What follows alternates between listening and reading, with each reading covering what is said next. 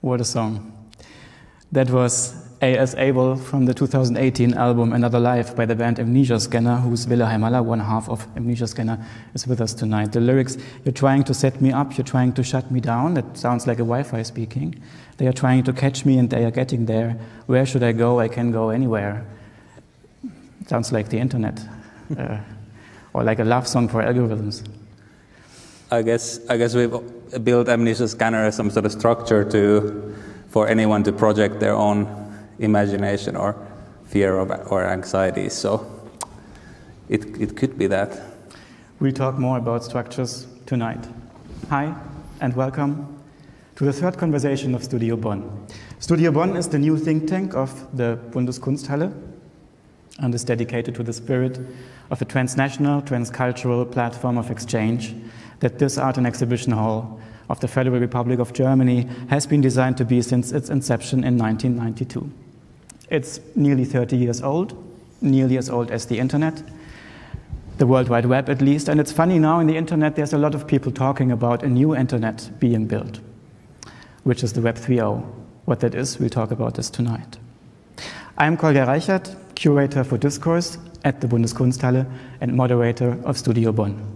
And tonight, Studio Bonn premieres with a real audience in our forum and a global live stream.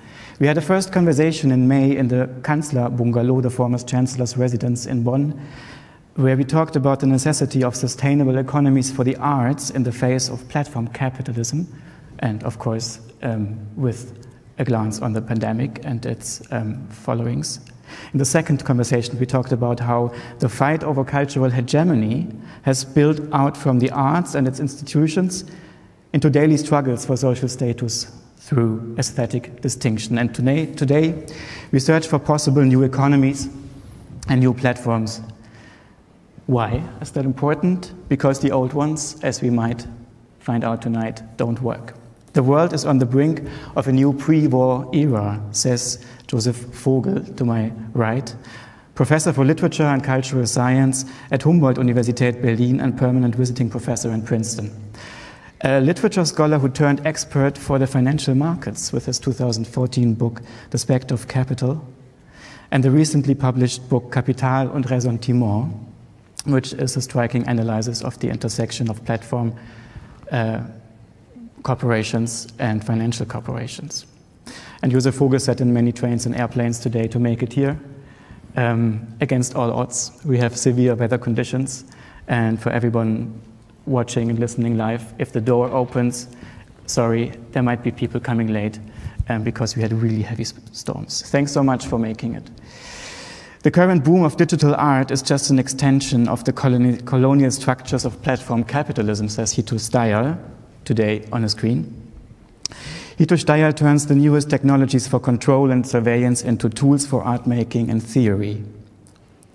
And she also borrowed as her work Social Sim, in case you wondered why cops are raining from the sky. HITO can explain later. Can you hear us well, HITO? Cool. People are finally embracing their financial emancipation and are exploring new models of care for collective goods, says musician VILLE HAIMALA of Amnesia. Who is right? Does the decentralized internet offer ways out of parasitic platform capitalism in which all users feed the ledgers of tech giants? Or will it lead to even greater inequality and the complete financialization of human relationships?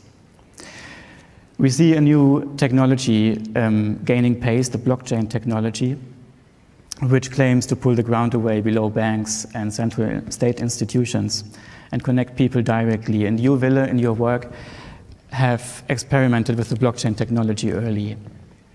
How did it start? How did you engage with crypto? I guess it's the project I'm working in Amnesia Scanner is me and another Finnish guy called Martti Kalliala, and we both sort of within our circles, there's a lot of people working on these things. So kind of naturally, we've been also being exposed to a lot of these ideas, and we've been always with the project and also other work that we do interested on like challenging the existing ways of working and trying to find new formats and new ways of interacting with our audience. Okay, do you have an example? Well, I guess so far the only crypto related thing that we've done, we're currently working on a lot of things, but sort of what it all builds on currently is 2018 we performed in Krakow in a festival called Unsound, which is a sort of experimental electronic music festival, very prestigious one, and there we wanted to explore a little bit how could we connect during our, since like electronic music has sometimes this sort of disconnect with the artist and the audience, how could we create some sort of connections to our audience? And we set up in the room where we performed, we set up a Wi-Fi network that appeared as a sort of like a free Wi-Fi for anyone to use for any purpose they want, but once you logged into the Wi-Fi with your phone, it threw you into this sort of chat room where you were only with everyone else who had logged into the network, and you could sort of like interact with each other and some sort of like bot version of Amnesia scanner as well. And during the concert, we could also somehow overtake their phones and turn them into strobe lights or whatever. So it was like also kind of, we tried the limits of like what's intrusive and like how much people can give control on their devices. And then as a sort of token of thank you for everyone who did that, we airdropped, as you say, we gave everyone a token called AS key, which is an NFT technically. It was back in 2018. Yeah. So it was when there was not so much talk. Yeah, it was very like outside the crypto scene about this technology. Yeah, and I think most of the people didn't really know even what that means or what it is or what can they do with it. But it was there. It was like our token of saying thank you and giving something, and they're sort of like a token of participation. And then we started building on that. And we, for example, built a website where by holding this token, you could access the website, sort of a vault where we could hand these people unreleased music, whatever we wanted, and just the people who held this token. Yeah, that worked as like they were called the AS key, and the key got you into this vault, which was already like kind of poetic naming, right? Yeah, an NFT called AS key. Yeah, which you see a lot in the crypto space, that people play with numbers, even the numbers that people bid on certain artworks are sometimes like 6,666,666. Yeah. The whole crypto space seems to have problems with like visualization, but is creating symbols all over and poetics around this for sure. around this net of numbers that resists visualization principle, right? Yeah, I guess it's also.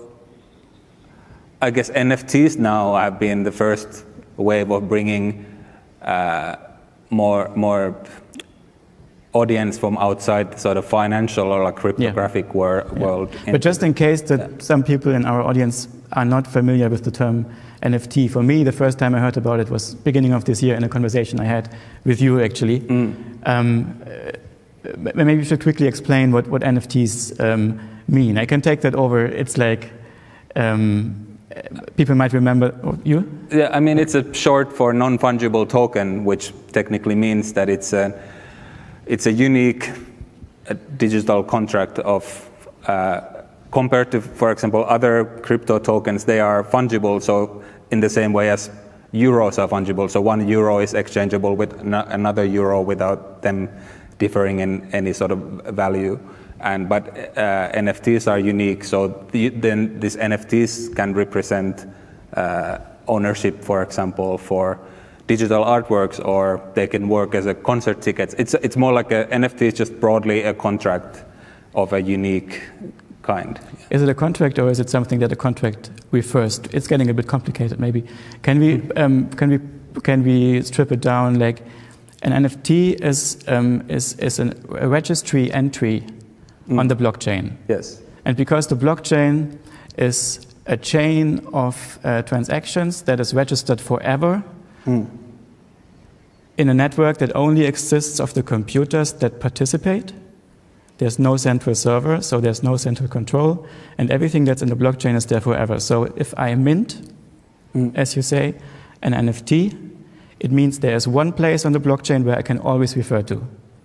Then somewhere else, I think, you have a contract, a smart contract, and no, that says NFT like this NFT belongs contract. to this person. No? Correct. No, the NFT is the smart contract. So you can, but it's a smart contract of unique kind. So. Okay.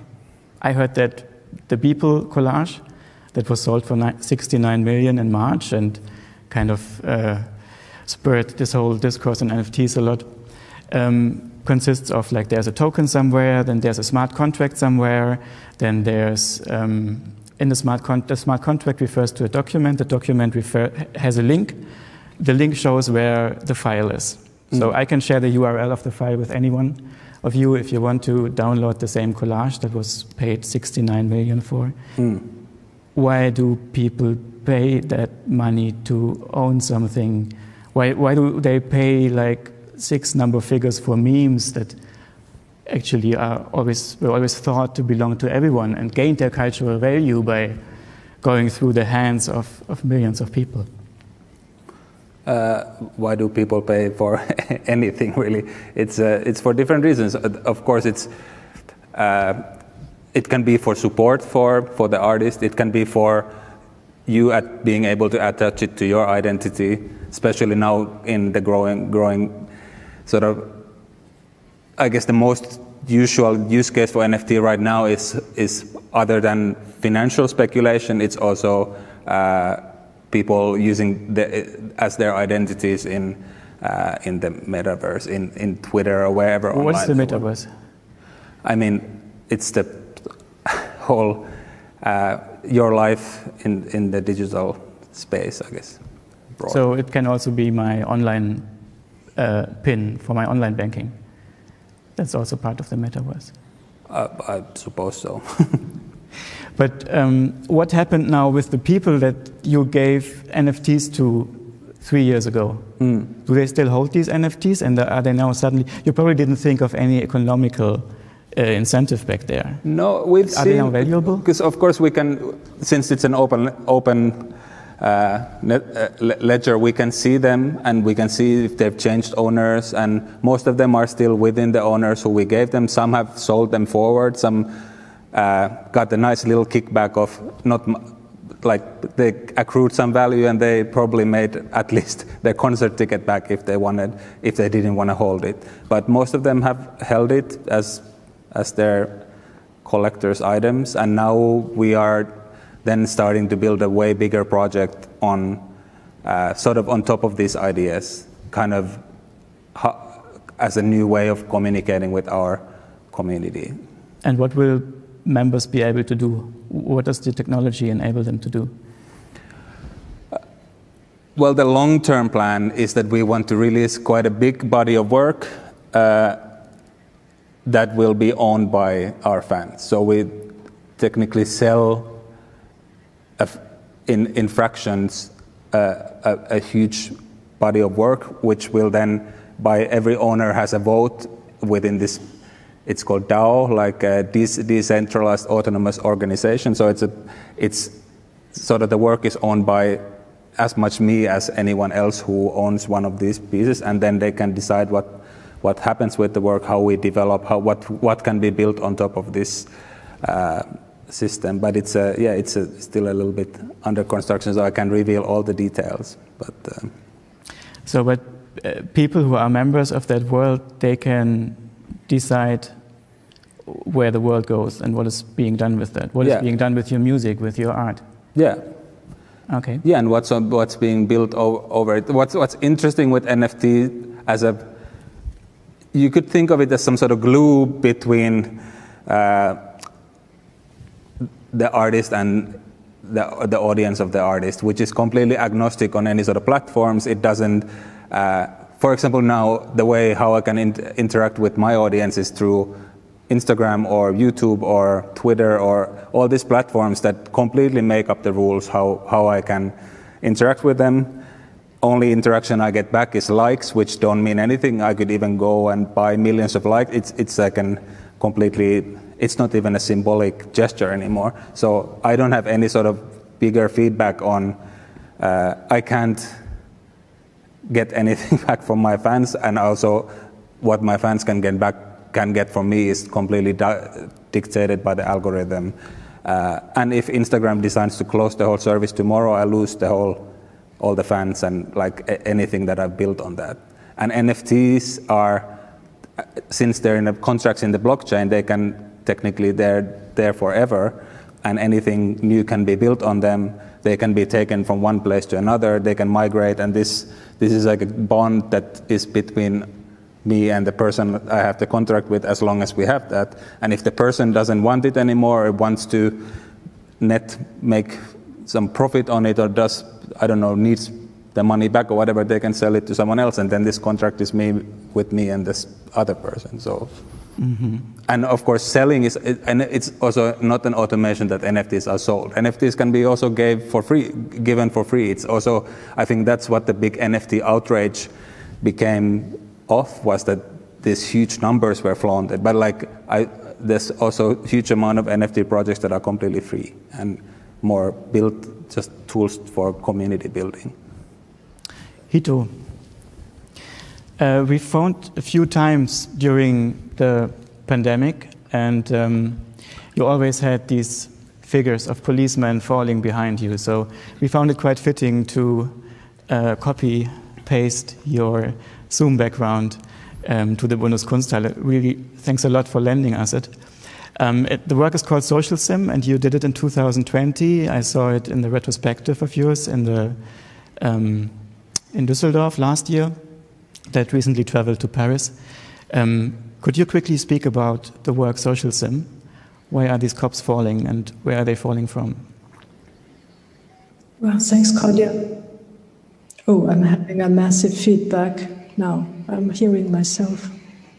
Okay, so this is an extract from something which is a real social simulation, which simulates the outbreak of a dancing mania, which was a real issue, a real thing in the Middle Ages. And this extract is basically called the Trump mode of the simulation. We made it to basically model the moment after the US elections, when nobody really knew the outcome. And I always say it's my version of the, rear wall of the Sistine Chapel by Michelangelo, where you have all these individuals falling through space in free fall towards probably hell or something, but they don't know yet, so they are still falling in anticipation. So that's what this Zoom background is about. And what is the simulation that is in the heart of the work? It's a real live social simulation made after an existing algorithm which models the spread of a psychogenic illness called dancing mania. And this illness has several parameters. And what information goes inside? Well, we had several parameters to be fed into the simulation on a daily basis. One was, for example, the number of death threats sent by German police servers during the time of the exhibition. So we basically chose parameters that indicated some sort of political factors during that period. And mainly factors that had to do with the spread of disinformation and also racism, which was the big secondary pandemic happening not only last year, but in a chronic way. You also wrote around the same time an amazing essay where you imagine yourself being thrown out of a plane together with other people for a test that was actually done in reality, right? To measure the effects on the lung from falling. Yeah, that was kind of interesting, because when COVID started happening last year, no one could really interpret some of the very strange symptoms that happened. For example, something called silent hypoxia, which is when people are breathing pretty normally but are not getting enough oxygen. The oxygen saturation is very low. So the only scientific paper I could find was of a Norwegian Special Forces squad that simply got kicked out of an airplane with a parachute but without oxygen. And then once they landed, their oxygen saturation was taken. It was all over the place. And this paper was basically the only clue people had to figure out what silent hypoxia was. And I really identified with those guys that got kicked off a plane without really knowing what happened. For me, this was how pandemia really happened. In that way, you also kind of universalized the suffering of the pandemic, or the idea of being in free fall, which I remember your work, Free Fall, for example, from 2009, I think, that was about airplanes being recycled for TV productions, and this steady recycling of catastrophes and mobilization. So this is like a recurring theme in your work also. Yeah. You can't be with us tonight because you have obligations in the University of Arts and Universität der Künste in Berlin, where HITO has a highly sought-after class that is renowned for its political and technological ambition and inventiveness. HITO, you have been also engaging and researching in the crypto space early, I think. Can you quickly tell us how you started to engage with the blockchain technology? I was involved around 2017 into a lot of blockchain debates that happened around Serpentine Gallery at that time. So this is how I started being introduced to the blockchain. And luckily, around that time, crypto crashed. Might have been a little later, crashed almost very, very substantially. And at that point, the discussion became actually quite interesting because most of the idiots were gone. And then people started discussing really interesting things around governance mainly. About consensus, about how to not only think about it in an engineering or programming way, but really in a theoretical way. So that's when I got interested, and I completely started getting disinterested again when the NFT craze started, especially in the art scene. I mean, I get what VILLE was saying, maybe it was different in the music scene, but I think in the art world, it was quite shambolic. The thing that happened is that basically the worst and most monopolist parts of the art world immediately colonized this space and started basically extracting labor from very precarious people. This is how I saw it. So basically, for me, NFTs are sort of the equivalent of toxic masculinity as a medium because they take up way too much attention and they use up all the oxygen in a room, and I really almost refuse to talk about them. Thank you. We will learn more later on the reasons why you don't want to talk about them and how we can get over a discussion of auctions and bidding and private ownership of art. Josef Vogel, you are a literature scholar who turned into an expert for the financial markets. How did that come about? I think it comes by pessimism. So if you want to be a pessimist, you have to think about financial markets. And when did you decide to become a pessimist? Because before becoming pessimist, you must become realist. So this is the cascade of intellectual evolution. Being realist, being pessimist, and then thinking about financial markets, and then you are in the black picture. No matter what the state of the world is. No. So let me talk. Let me say it seriously. I think from time to time it's necessary to think about the essence of our reality, of the substance of our reality. And in a search of reality, you cannot forget financial markets. You cannot forget the fusion between financial markets and information markets, and you cannot forget what is our new situation, also this crypto situation, this new form of platform capitalism. And what can the humanities contribute to the understanding of financial markets that the economic sciences cannot?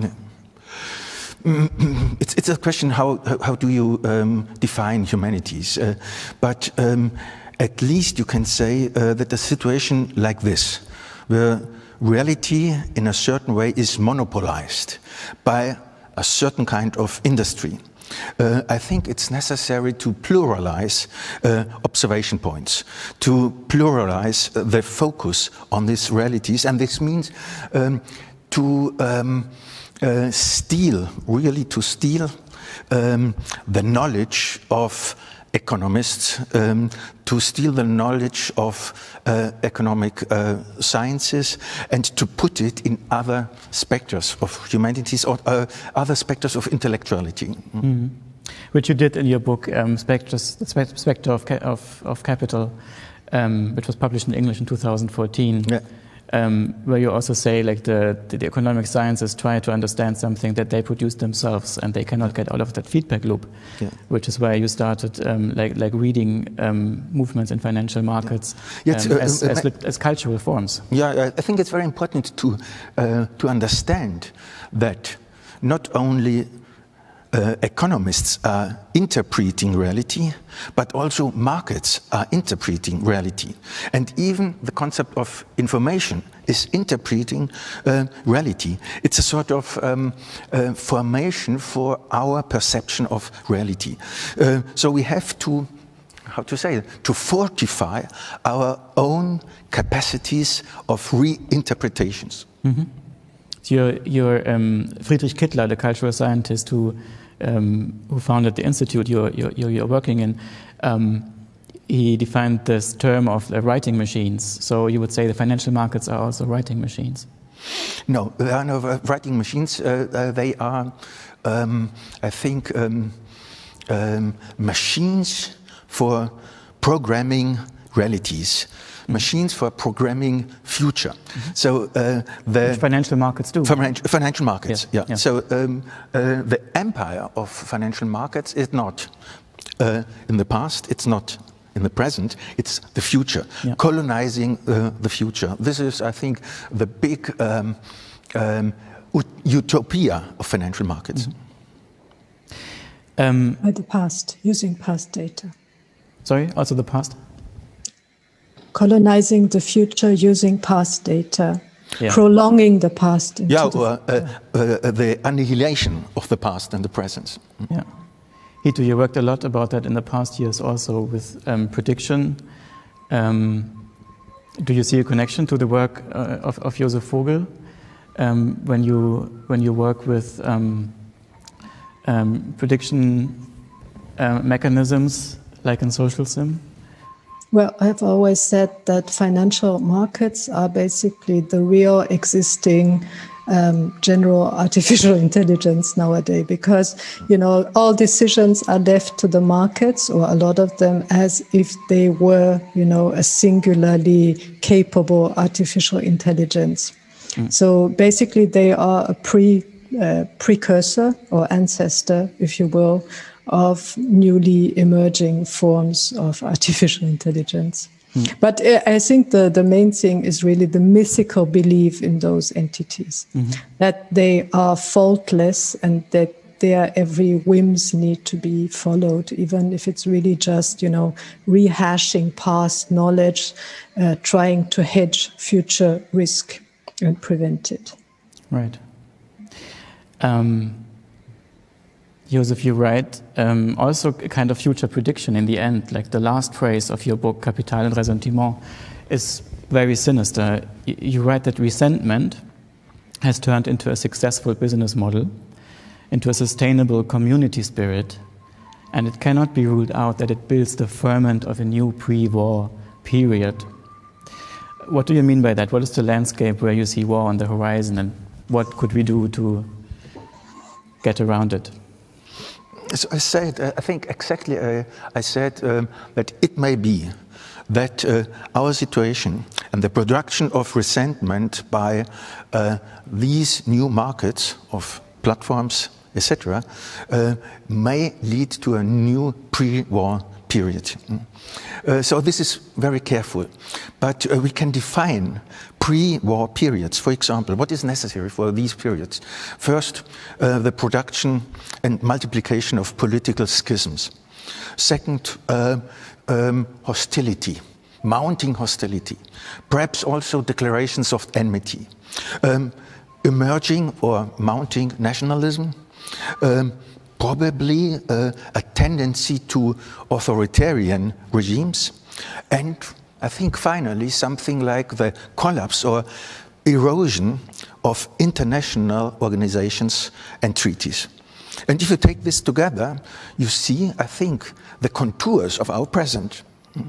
And I think we have reasons enough to be worried about this situation. And I would not say it would lead to a war, but it would lead to a period in which people are thinking more and more and more about war. And this is our situation. Let me say a last thing. This last sentence, and I think I thought 2 days writing it down or not. And finally, this is also a rhetoric figure. A rhetoric figure which is called apotropaic, in German apotropäisch.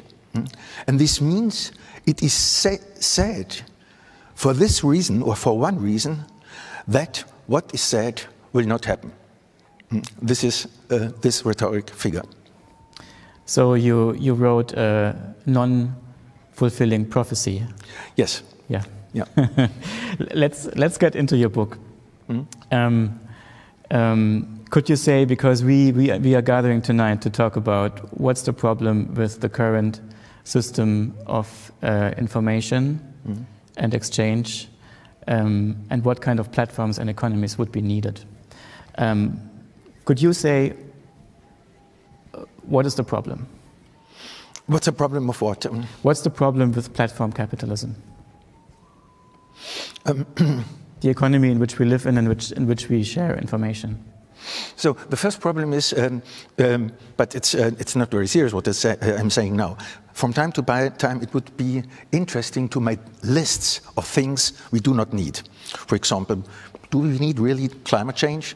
Do we need something or some mosquitoes? Do we need really this crypto stuff? Do we really need these kinds of markets? So this is the first question. Probably we don't need them. But what is the problem if we have them, like now? The problem is simply that these new markets, linking financial markets and their drama with information technologies, this means the informalizations of finance and the financialization of information. So this fusion creates completely new governance structures, which I would call in German parastaatlich, para-state structures. This means they are creating a net citizenship that absorbs more and more the citizenship which is governed by democratic regimes. This, I think, is the main problem.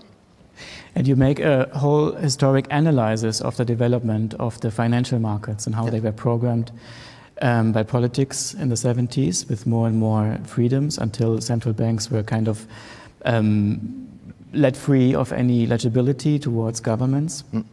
And the same having happened on the information markets with the 1996 Information Acts in the US. So we have, I think, sorry for interrupting you. I think we have two very important cases of legal exception. And there's a long tradition of legal exception, which is capital ownership.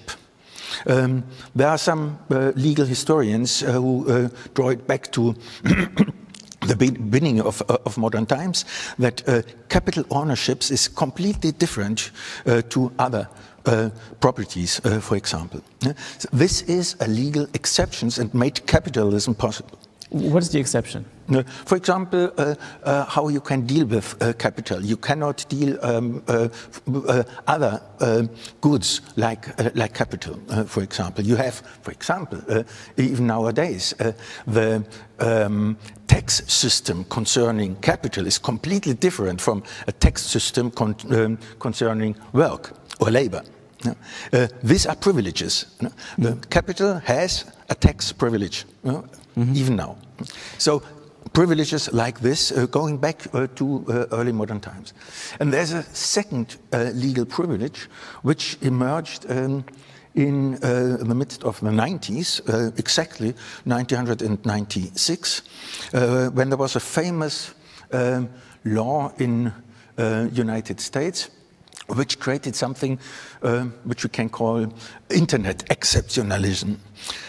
This law, Section 230 of the Communications Decency Act, tried to resolve a legal problem and led to the situation that platforms are simply intermediaries and are not really responsible for the content they are distributing.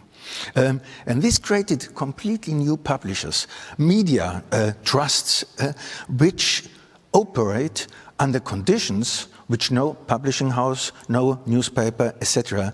Even know.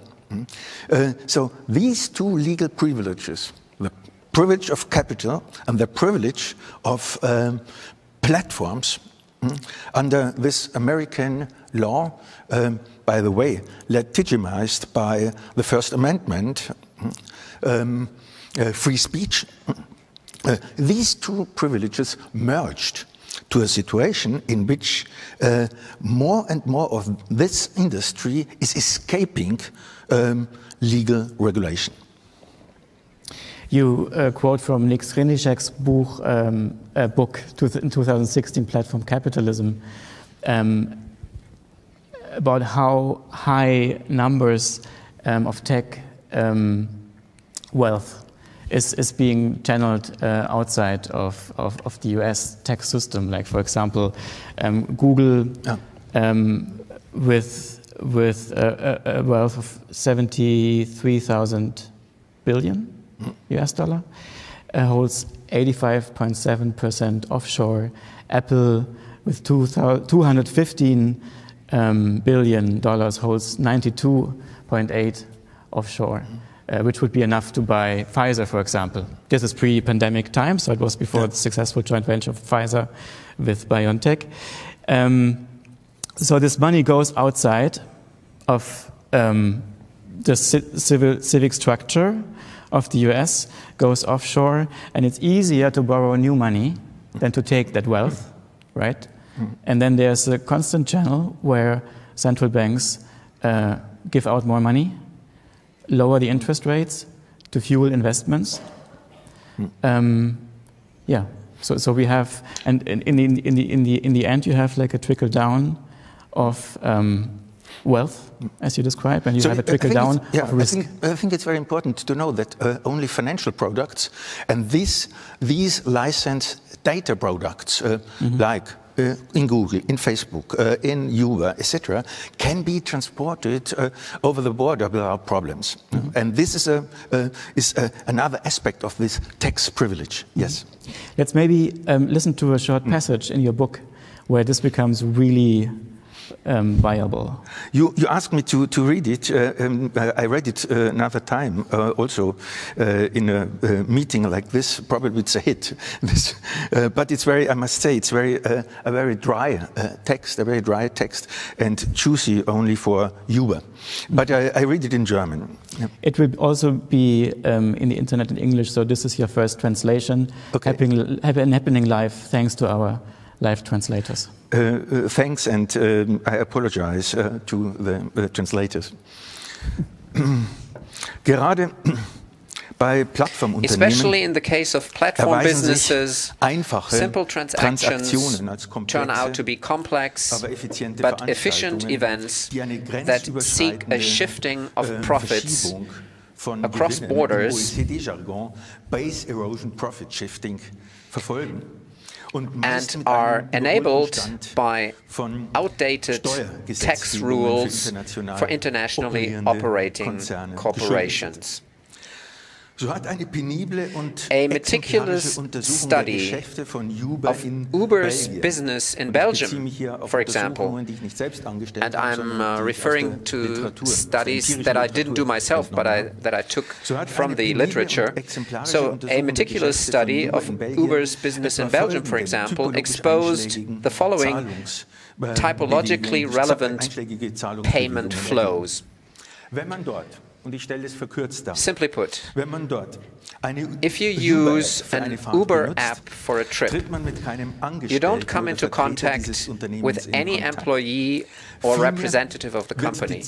Rather, the payment is processed automatically via a Dutch subsidiary that forwards 80% of the invoice total to the Uber driver via another Dutch subsidiary. Of the remaining 20%, Uber BV, that is the Dutch subsidiary, pays 99% in royalties to Uber International, another Uber subsidiary that is based in the Bermudas and is therefore not liable to tax, either in the US or in the Netherlands, and does not pay any taxes on this Atlantic island anyway. Which means, and this is the example, a specific example, if the fare for the trip in Belgium is about €50, 40 go to the driver, 10 to the Dutch subsidiary, which transfers 9.90 euro to Uber International on the Bermudas. The remainder is 1% of income, or 0.10 euros, which are then taxed in the Netherlands at a rate of 25%, while the Uber driver, if you assume that he or she is in the lowest income tax bracket in Belgium, is probably required to pay 25% of 40 euros, which amounts to 10 euros in taxes, only 0.025%, which is 2.5 cents, of the Uber share of the income, 10 euro, need to be paid in taxes in the Netherlands. There is no tax in Belgium because the mere service is not considered to be a branch operation of the company and is therefore not liable to tax. In addition, in an agreement with Uber Technologies based in San Francisco, Uber International was authorized to use the intellectual property, which means the app, for which again royalties of 1.45% per transaction need to be paid to the American parent company, where they come under US tax legislation. So it's probably hard for you to follow this, but I'm getting close to the end here. The remainder, that is 98.5% of €9.90, which amounts to €9.76, stays untaxed in this British overseas territory. In other words, of Uber's total income, only 2.4% are declared as being liable to tax. So again, it's not that 2.4% are paid in taxes, only 2.4% of income is declared as being liable to tax, which is an act of fiscal mercy that is granted only to those who sell licensed data products. I hope it has become clear what the principle behind this is. Ja, das ist ja wirklich faszinierend. Das ist ja it's a bad deal for the state, it seems to me. It's a very, very bad deal for the citizens of that state. So I wonder, why do people allow that to happen? I said it to you. So the first is really a privilege of in tax systems, a privilege in information law, and a privilege in property law. Right, I understand how it works. But as we can read it, how it works, doing such a bad deal is not really a good idea, it seems to me. I think it was politically affirmed. So politically, people wanted this new and even, I would say, cheap possibilities of driving from A to B. Yeah. And there also are a nice app, kind of, right? Like, yeah, it's a nice app. This really nice design also makes it nice to use it, right? Yeah. It feels different than a taxi. Yeah, it's different because taxi drivers have unions, for example. Uber drivers don't have unions. So I think there's something which was important for Uber and other kind of industry like that, is the term disruption. Go into the markets and destroy them. And this means at the same time not only destroying the markets, but destroying the labor security of these markets. Taxi drivers in Berlin are desperate now, completely desperate, because Uber is beginning to destroy the market of transportation. Mm-hmm. And you have the same with Amazon. Mm-hmm. You have the struggle of Amazon on all levels against labor unions. Mm-hmm. And to monopolize a market, to create markets as properties, means at the same time yet that you can dictate all labor conditions. Mm-hmm. Which is part of a bigger movement that was also fueled by technology and by state regulation starting in the 70s, yeah. With the outsourcing of industrial labor from former so-called industrial countries, the US, Germany, Japan, yeah. First of all, which supported like a global competition of labor, mm-hmm. right? Which was even fueled by the possibilities of information technology in the 90s and the internet. Yeah. So you could suddenly have call centers in the Philippines. Mm-hmm. May I interrupt you simply to add one thing? Mm-hmm. The big take-off of financialization, beginning in the 70s, taking off in the 80s and escalating in the 90s.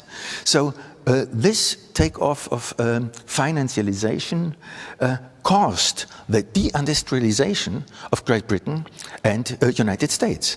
So the Rust Belts in Middle England and in the United States are the effect of the Reaganomics and the Thatcher politics privileging financial markets. But it was also a time where many art schools sprang about, right? And more stress was put on creative labor, and the creative industries became something to be talked about. But yeah, you are a musician, Ville, and I just couldn't help but think of Spotify, where you probably could tell similar numbers, like with Uber. Well, I don't know about Spotify's tax numbers, and I don't want to know about, but I would imagine them being fairly similar. But it's definitely not like one reason for me to seek alternative.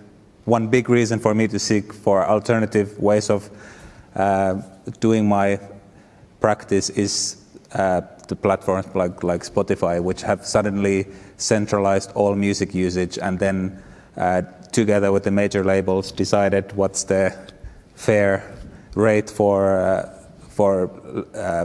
people to listen to your music. Yeah, it was really a renaissance of the major labels, right? Like before Spotify came, as a journalist, I always wrote, let's have this flat rate model, it's fantastic, let me pay 10 euros per month and listen to all the music in the world. Spotify is such a bad platform because it makes listening to music really boring. I sit in front of the software and I don't really know what I want to listen to. Yeah. It's very different than having CDs back there. Yeah, and right? And it encourages also it focuses or it rewards you for creating music that doesn't stand out from the other music on the platform because it's it turns music into, I mean, it's funny that genres, suddenly music genres are named by the platforms. There's Spotify Core, which is music that sits well in Spotify. There's SoundCloud Rap, which is music created on that platform, and it suddenly everything is dictated by, again, these centralized organizations who dictate the rules for them, and your only option is to obey or not exist. If you're not in the search engine, for a lot of people you don't exist, and it's kind of these sort of reasons that I think drive now people. I think pandemic worked as a big booster for this research on new ways of interacting with our fans, because touring in music, the touring, playing live concerts was maybe for 90% of the musicians that presented like 90% of their income. And when that was taken off completely, people were forced to have this conversation with their audience. Okay, how are we going to continue? Because you used to support by concert tickets, you used to support by buying records, then buy concert tickets, and now there's no concert, so how shall we do this? And then now, nicely, new models have started to rise from that. But Willem, I think pandemics also was a very big booster for these platforms and their industry. Absolutely, yeah. Although, funnily, the music, apparently the Spotify numbers went down during pandemic because Spotify had managed to like water the whole consumption of, like the role of music suddenly in people's lives was way smaller than it used to be, because bigger cultural phenomena like gaming and things like this took over as the sort of central social space of people. So you didn't have the way to work where you listened to Spotify, but you just sat at home and played games. Yeah, and gaming became the social space. Like people would consume music in concerts and clubs together with their friends, but since that was taken off, the social space moved into gaming. And sorry, Josef, we interrupted you. No problem. I think we shouldn't forget one very famous thing, that these platforms, since I think 10 years, 15 years, whatever, created and produced a new kind of consumer. And this is the consumer who doesn't want to pay for any app. A consumer who is now really interested in having priceless access to whatever good he ever can get. And he pays only with his information, he pays only with his data. Yeah. And this new form of consumer is beginning to be a social power, even in your job or even in your profession. And I think the notion of feed and feeding is very apt to the relationship between platform and user. He gets feeded, so it's a sort of it's a sort of digesting system. The consumer is a priceless digesting system. HITO, you have always managed to turn the most sinister analysis into comedy, slapstick, satire, not to make them seem light, but even make them seem darker, but make them seem as something that you can touch, play with, change, and have a responsibility for. So this is maybe the point where I should ask you, what can we do? Well, I don't exactly know, of course, but the one thing, I mean, to add to what both Ville and Josef have said before, is that, of course, this sort of centralization of power seems to happen within the crypto sphere now as well, you know. I mean, it did happen before on the early internet, it happened on Web 2 with social media and so on, and now it seems to happen on Web 3 as well. I went and looked back to the exact wording which Satoshi Nakamoto used to announce the Bitcoin. The anonymous inventor of the Bitcoin blockchain. Exactly. He announced it as a open source peer-to-peer digital currency.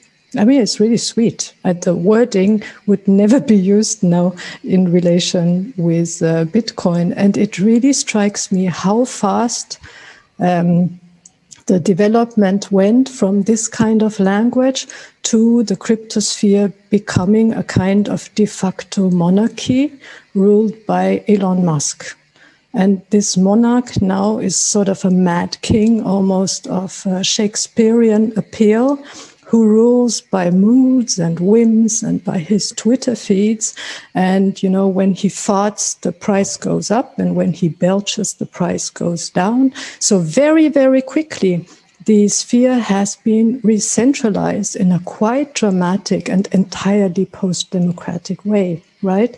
And I find this development quite striking. But again, as mainly Joseph pointed out before, this is a continuation of enclosure, of occupation, and of colonization of the digital sphere that we saw also in earlier phases of the internet, in the early internet.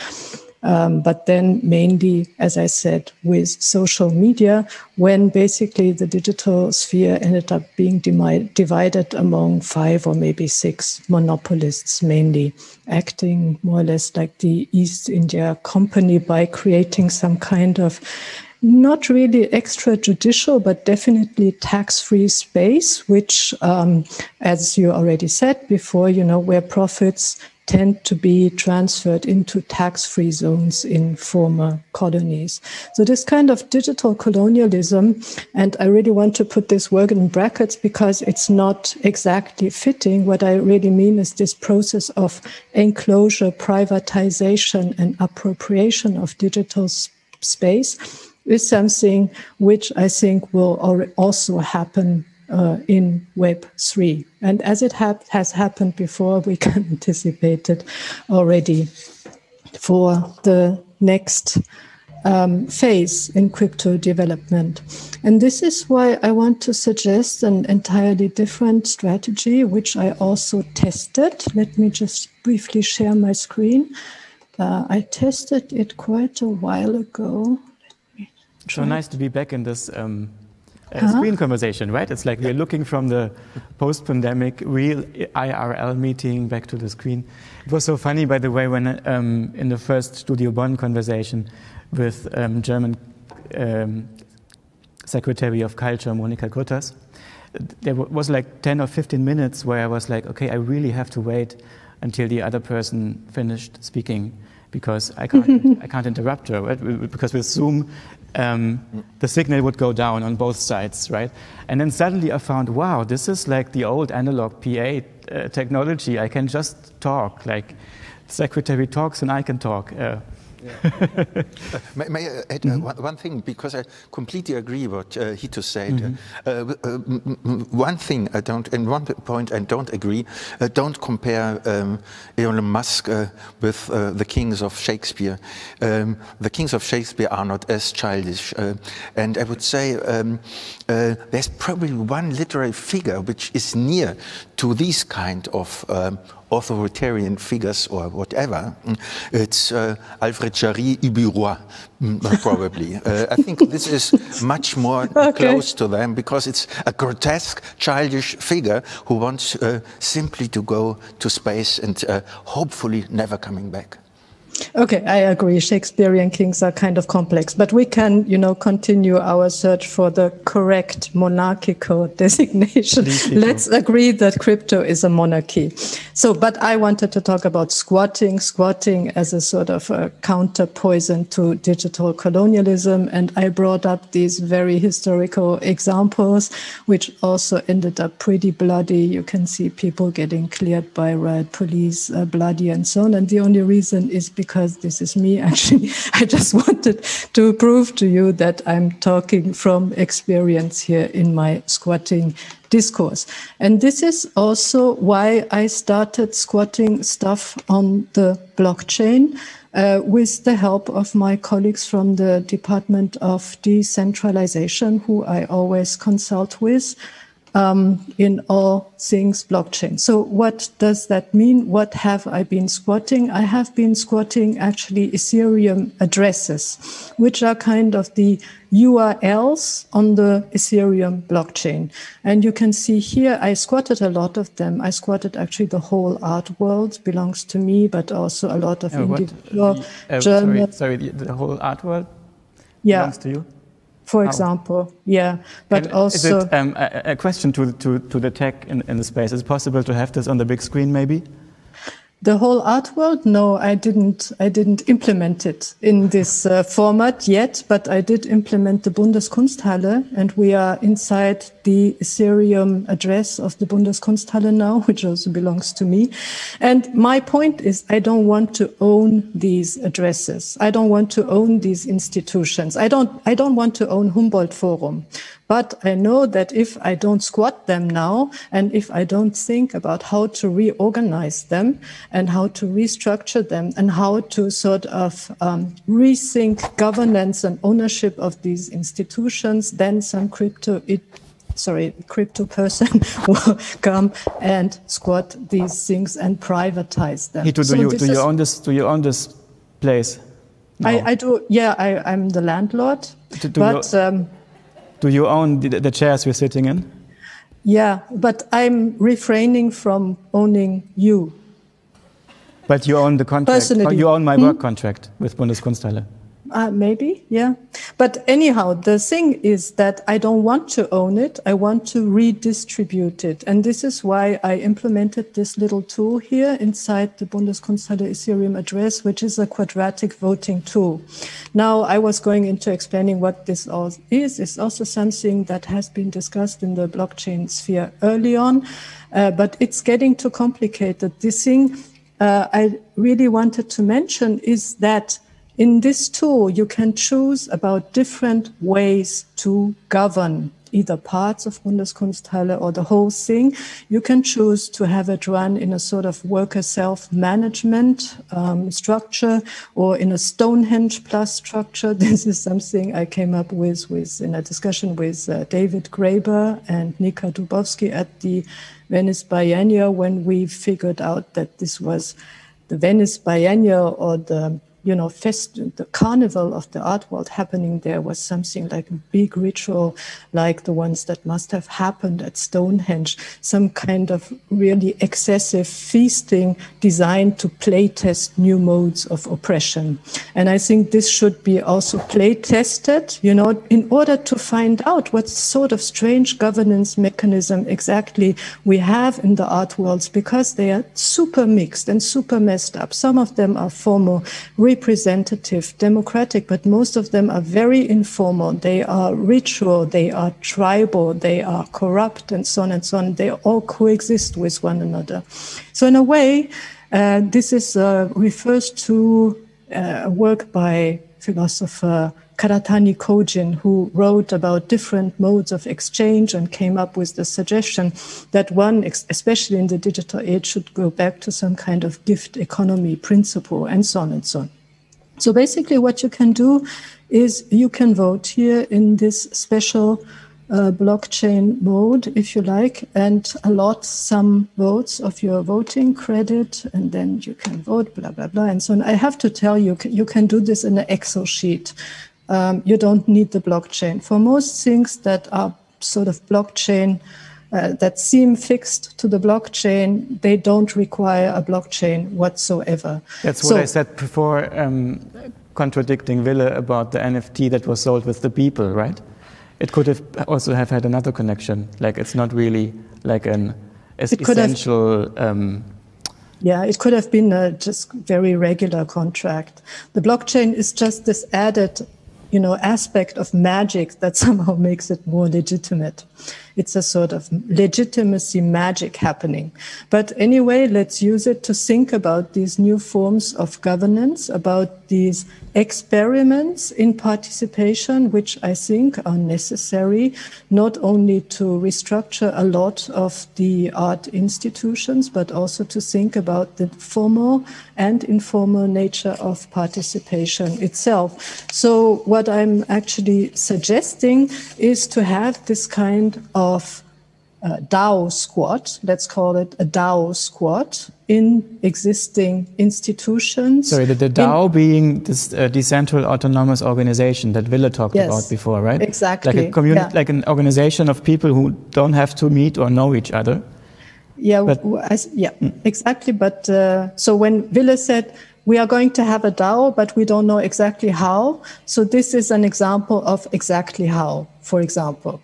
For example, worker self-management is one concrete example of how to run a DAO. And you do not need a blockchain for that. The history of Yugoslavia proves it. It has been working very well without blockchain for quite a while.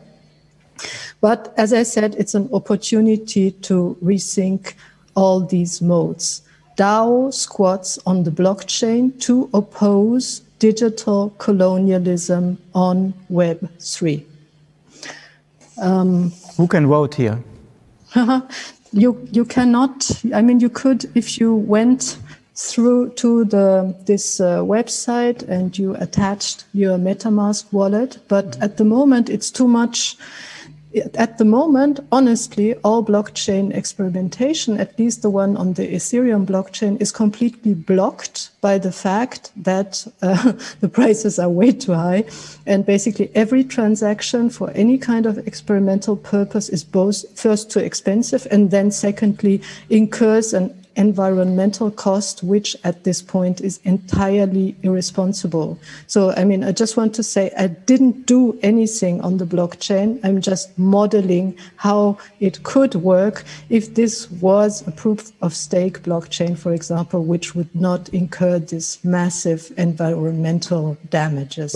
But there are several proof of stake blockchains running already. I know. Yeah. This is a discussion which has already happened. There are proof of stake blockchains, and I'm not against using them at all. But there is one tiny other thing which I want to highlight in the context. To make it very, very simply for everyone who's asking what that means now, it's a very energy low model and a very energy high model, which comes from the anarchic times of blockchain in 2008, 2009, 2016. The new proof of stake model would allow for doing away with the whole debate about environmental costs and stuff. And some blockchains are already running on it. Ethereum is hoping to do that, and that would do away with the problem that you described, right? It would be usable again, in your view. HITO? Yes, but can I say something in relation to digital colonialism? This was basically the end of what I was going to say. In relation to the environmental cost, one thing that most people that use these kinds of blockchain quite neglect is that the environmental cost, but also the cost to the social fabric and the economy usually does not happen in the first world. It happens in these territories with, let's say, very reduced governance, which are sometimes not really recognized, like Kosovo, for example, like Transnistria, like the disputed territories in eastern Ukraine. That's where blockchain mining happens a lot these days. And there was one really, really fascinating detail, which I'm actually going to base a lecture on with my colleagues. Because of this massive and sustained mining in northern Kosovo, the clocks in Europe started to run at a slower pace 2 years ago because so much energy was drawn from the grid. So basically 6 whole minutes were lost in the February of 2018 because of this kind of massive blockchain mining. And I think that this is a very interesting example how this kind of mining literally disintegrates and disappears time. Wow. Can I get back to the question who owns that place? HITO? Well, the people. If you look at the guys falling down in the background, you will see that half of them have my face. And they have this writing on their back which says people. So it's owned by the people. What other places do you own in the Ethereum blockchain? A lot. for example? Humboldt Forum you mentioned? Yeah. Humboldt Forum is really tricky because no one wants it, right? I mean, it's so toxic, no one even wants to squat it. Did you get any offers on the Bundeskunsthalle yet? I'm sorry? Did you get any offers yet on the Bundeskunsthalle? No. It doesn't seem a promising situation financially. I'm sorry to report. Are you... it feels like a Patt, wie sagt man auf Englisch? A Patt situation. Like, either you have a lot of power now or you don't. I'm not sure. No, like either you exercise the power over our institution, that owners of NFTs exercise their power over the files, which can be viewed by anyone, and anyone can come into our institution. Yeah, and are you showing us that this power is, in the end, like basically like baseless? No, I'm showing you that this power is magic, just like capital itself, right? I mean, Josef was talking about how capital manages to get all these tax exemptions and so on. I mean, it's a sort of magic force. The blockchain is a magic incantation. Property is a magic incantation, right?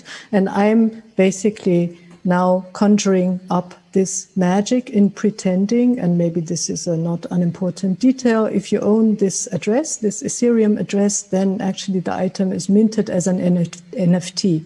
So I minted your institution, and I own it under the rules of crypto magic. And under which conditions could we have it back? You won't get it back. It's going to the people. I'm sorry. What's the process? Yeah, it's a process. What is the process? What is the process of giving it to the people? Yeah, the process, as I said, is to continue building this tool so it really works, then also to explain what quadratic voting actually is. It's quite interesting. I'm not sure if it works or not. Then testing all these different forms of governance, and also then at the end outputting the voting results in form of a video, a reorganized, fractionalized video. So what I'm doing is taking one of my old works, which is very short, called Strike, and I'm reorganizing the single frames of that film according to the results of this vote.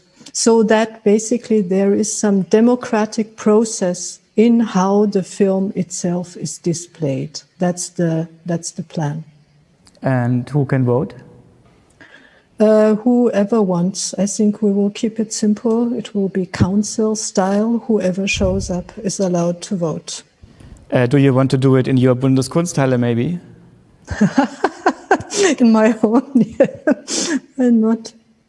It's going to be your Dorian Gray double, you know, the thing in the attic that never ages. Okay, let's see about the schedule. Maybe we can rearrange. You can arrange a rearrangement of Strike in Studio Bonn, which would be great. Wille, Josef, you are an expert for the magic and the rational machine room behind the magic of financial markets. Wille, you are an expert for the magic of the blockchain. I wouldn't call myself an expert on that, but I know something about it. But you could probably say, if it's true what HITO claims, does she own this place? I mean, she owns technically the address on the ether, like she owns the address, like she would own the web address of www. Bundeskunsthalle. But she owns it on the blockchain. Yeah. And the blockchain has this magical appeal. Why? I don't know. I don't know why. I just see it in prices. People pay incredible prices to own something. I see it as a decentralized way of working instead of centralized way of working. Decentralized is what HITO is showing is a decentralized way of deciding on things, voting on things, governing. I don't see what's so wrong with it. But I don't think it's a magic thing. Or maybe it is what's wrong with magic. Well, there is this, like, I feel there is this magic around the blockchain. Can you explain? It feels like when like non-digital art, right, had this aura of the object. You could argue that it's superseded to the aura of the brand, of the gallery, the artist, and the institution, and it's maybe gone over to the circulation of the artwork. But there was the concept that it had an aura, like an extension in space had an aura. Now it feels like the moment when something is minted or declared to be owned by HITO, this moment has a kind of aura, and that seems to be the thing that is being bought. That aura, no? Sorry? I think that aura sounds more like magic than the. Yeah, of course it's magic, yeah. And it has rational foundations, but that's what like artworks felt like. Or for me, still feel sometimes. But let me make a remark, because I think there's a sort of mistake in this project. I wouldn't say that there's something magic in it. It's completely rational, it's algorithmic, it's mathematic, exactly. So no magic in there, first.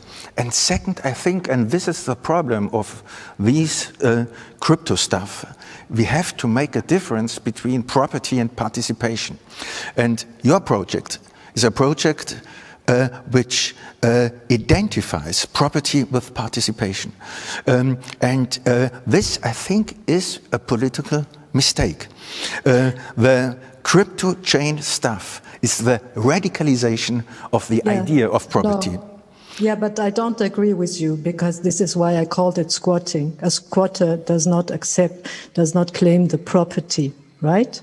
Just squats some building where he or she does not think that ownership is legitimate in the first place. So I'm not claiming the property, I'm squatting it. That's the difference. I don't believe in property and I don't believe in owning it, but I do believe in squatting these things precisely to prevent the coming enclosure of basically everything on this new crypto Web3 layer, which we can anticipate because it has happened already, as you described. But you agree that it would be important, even in squatting, to keep in our eyes that we must distinguish between property, and even if a collective participates in property on the one hand side and political participation on the other side.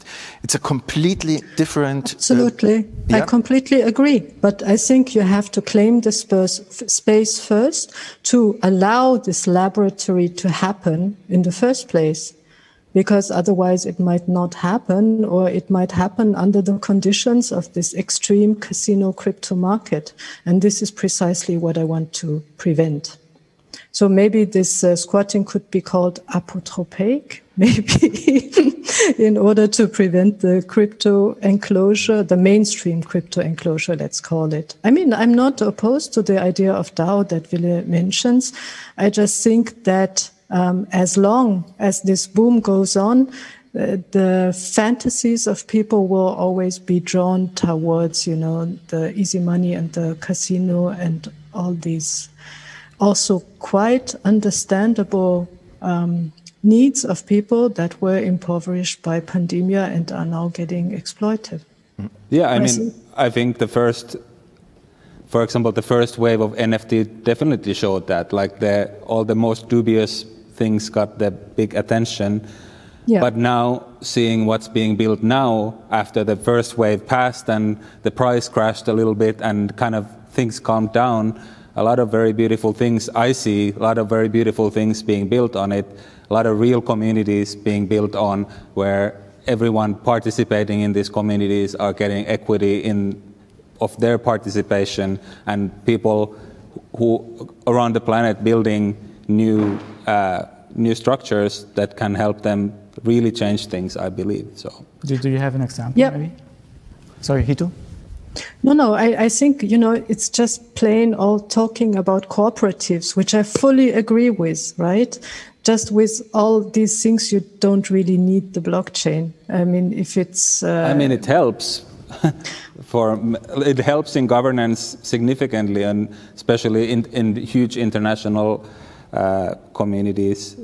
Also, it implies huge level of privacy for people. You can decide to be there with your own identity or not, which I think is a really huge step from like the platforms which have just been exploiting our privacy and our data in all the ways they see fit without us having any control over it. And now you can be part of bigger projects like I don't know, like you can participate in big projects completely anonymous if you want, just with your voting power, which is in the blockchain.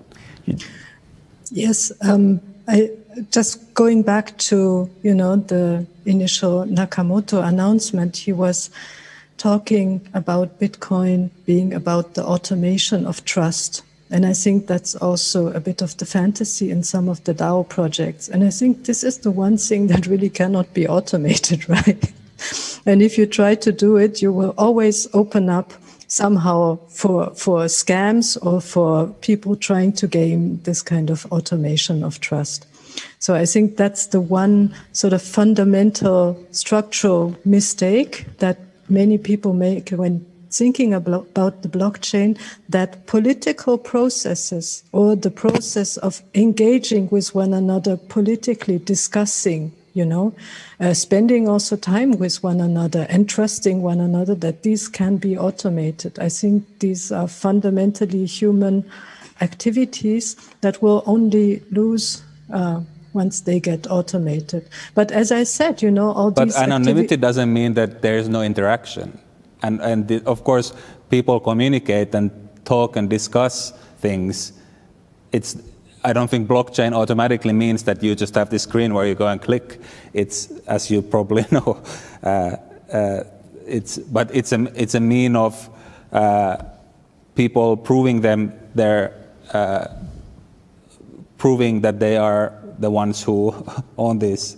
Wille, you told about this. You told me the other day. You told me about this Philippine gaming project, which sounded like an economy I can't even half understand. Yeah, that's an interesting example of kind of like another kind of effect that the global crypto NFT market can have on people's lives. Actually, the largest in quantity, largest NFT market is actually in game assets in different NFT games. So like weapons? Characters, it depends. I'm not a huge specialist on crypto gaming, but in the same way as in MMORPGs, you would collect rare items and use them in the game. In the same way, now these items they are NFTs, so they're provably owned by someone. And there's this one specific game called Axie Infinity, which is something between, I've never played it, but it's something between Pokemon and chess, some sort of collectible game that involves also some sort of strategy. And during COVID, I know the name escapes me, but it's a specific part of suburb of Manila, I think, in Philippines, which was heavily hit by COVID, and a lot of people already in impoverished positions lost their jobs, and people there started playing this play-to-earn game. Technically, it's a game that by playing it, you earn these tokens within the game that you can then exchange to other cryptocurrency and exchange to like fiat currency in the end to pay for whatever you need. So if you're successful in the game, you can exchange these tokens for Ethereum or Bitcoin, for example, and then you can change that into dollars or euros. So suddenly, something like 10% of people in this suburb are currently playing this game and earning 2, 3, 4 times that, like an average income that they would earn in the Philippines in like for an uneducated poor people living in poverty, technically. And the interesting thing was that when this game got really, whatever gets traction in the crypto NFT world, of course the value and the prices will go up and suddenly the prices of these NFT collectibles in this game got way too expensive for the people in there to anymore enter to this game market. So they organized into a DAO that started investing together, buying all these game assets from this game, and then loaning. You could get a scholarship to Axie University within that DAO, and they would give access to these like prestigious game items that you could then use and play with them and earn income with this superior game assets versus others. So it was like a completely self-organized guild of players. That they call themselves also guild, right? It's called Yield Guild, and now they also operate in different also other NFT games. Technically, I guess almost in all of these like play to earn games, and it's a very kind of like of course it's a sort of a bleak scenario of this Ready Player One style, like kind of if you compare like people entering the metaverse from some kind of you could imagine that the area is quite underdeveloped otherwise, but then everyone from like grandmas to teenagers is playing this game too. But if that helps people to buy medicine or buy education, it's kind of like an interesting example. May I ask something, because I think this is a very, very sad example that poverty is pressing people into digital markets. And I think this is a kind of system of these industrial infrastructure. It's like Facebook and the Libra or Diem project. So people who don't have access to banking in Africa, in Southeast Asia, suddenly were discovered by Facebook as a new resource for accumulating capital and transforming Facebook to a currency system. It's the same idea. Poverty but in I don't think analog. It's the same idea. I think it's quite a different idea. The people have to earn the money on digital markets because analog infrastructure cannot nourish them. So this is your argument. They are so poor that they are forced to go onto digital markets. No, but like it's a new kind of but inclusion. They can earn much more by entering a market that is a global market. They can actually, in this situation, in this specific situation, compared to what they could earn by working on something else, in that which also these jobs didn't exist anymore because of COVID. Now suddenly they could earn on the level of here, maybe, and bring that money into their surroundings. That's kind of fascinating. Yeah. However, and they don't give anything. They don't give any of their privacy. They don't give any of their data. They only play. They have fun. It's interesting because who's the winner in the system? Them. In these masks? No, not them. Like in the Libra system of Facebook. But this is a decentralized system. Why would Elon Musk be a winner in this specific case? Who is providing the infrastructure? Who is nourishing the infrastructure? Not the people. Yes, there is a digital infrastructure which must be built. So, as Facebook has a digital infrastructure which is built. But what does Facebook have to do with this at all?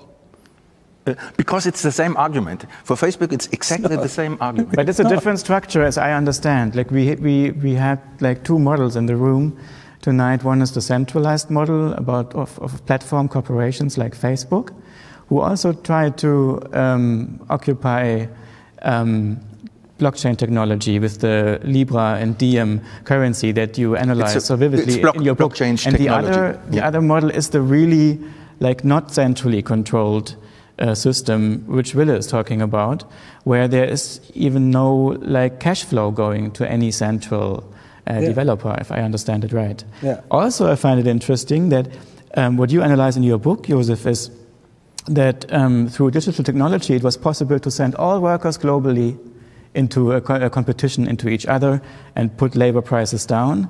This is an example where suddenly people in the Philippines earn on the level of somebody in New York maybe Could that be like a reversal of this, of this dynamics that Joseph describes? It could. In my opinion, yes. HITO, please, you decide. You are the owner of the space anyway. We are at the end of our time. I can add something to it, because we started looking into some of these dynamics. And maybe think of it as the closing statement, because we arrived at the end of our time. Well, my closing statement is there is a geopolitics of crypto, and this economy is quite interesting, at least with proof of work until now, because it's based on wasting energy and solving, riddles which have no sense. And there was this comment on Reddit, which I really loved, which was about thinking about Nakamoto's civilization, in which all energy on the planet would be used to solve these riddles, which make no sense. And then not only the planet would use up all its energy, but the whole star system would use its energy to solve these riddles, which make no sense, with the effect that slowly, one by one, all the stars in the universe would be extinguished. Okay, it has nothing to do with geopolitics, but that was another point. This was about the huge scamming industries which are now propping up in many post-Soviet countries, which are exploiting, the gullibility, but also the hopes, which I really fear with, of people who have no other income in crypto, people who are under duress and have been pushed into this position also by pandemia. Rest assured, there's lots of people who are trying to make a fortune by exploiting also these hopes, which is kind of sad. And I really feel with the initial hopes of the whole crypto world becoming this kind of alternative and decentralized system, which would make it possible to escape, the information monopolies and create alternative ways of making money, especially for artists and people in precarious positions. But at the moment, it doesn't really look like it, but it rather looks like a new wave of centralization. I mean, I hope I'm wrong, but I'm afraid I'm probably not. Thank you very much, HITO. Thank you very much, Joseph. Thank you very much, VILLE, for being part of the third conversation of Studio Bonn. We haven't solved anything, but we have understood the problems better, I think. We have also seen a change of ownership, and I'm excited for what happens now with Bundeskunsthalle after it's in control of the people, which it was always meant to be. You're occupied. It's occupied, right? It's not owned, it's squatted. Occupied. Sorry? Occupied. Occupied, okay. Thanks for occupying us, HITO. We see the consequences soon, I hope, and in the next instances of Studio Bonn. Please tune in. This was the first conversation of the new cycle, Tauschwerte, exchange values, which focuses on platforms and economies that could foster more sustainable work, more sustainable life, more chances for many in the arts and also in wider society. Thank you very much.